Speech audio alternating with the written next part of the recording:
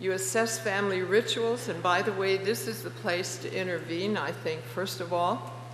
What families and community celebrations or holiday events and religious rituals did you observe before your ambiguous loss? And then you encourage people to adapt it after. And early on, I wrote about the Thanksgiving dinner where the grandfather always carved the turkey, but then he had dementia and that year, and the turkey slipped off the platter and fell on the floor. The family was embarrassed and so decided not to have Thanksgiving the next year, which was exactly wrong. So I saw them somewhere in the middle. They didn't want to talk about Thanksgiving, but I did. And so there was a three-generational Jewish family, and I'm not Jewish, so I didn't understand some of the things I should have understood. So I said, well, couldn't the grandmother sit at the head of the table? And they said, oh no, that's forbidden. And then I said, how about the oldest son? No, cannot replace grandfather as long as he's alive. And it was a youngster in that family who said, I know, let's carve the turkey in the kitchen and then put the carved turkey in front of grandpa. And then mom and uncle can sit beside him and help dish it up. Well, out of the mouths of babes. So they continued the family ritual, but in an altered way, and yet the grandfather, the patriarch of that family, was honored as he should have been. So that's what we encourage.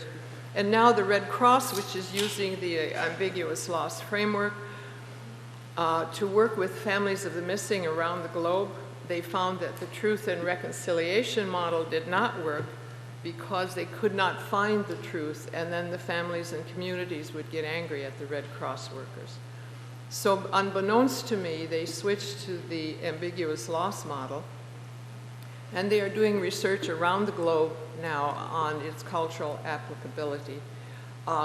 And one of the things they are finding that in communities where you can't find your loved ones, such as in Japan or 9/11, and now around the world where people are kidnapped, that a community memorial helps, that people want something to run their hands over. They want to run their hands over the name of the person who's missing.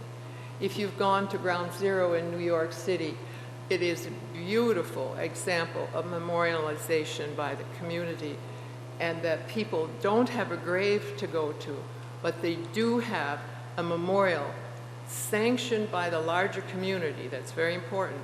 Sanctioned by the larger community that says, we know you lost a loved one. Here is a place you can go instead of a grave. They don't need to be that elegant in small communities around the world, but there needs to be something where they can go and memorialize.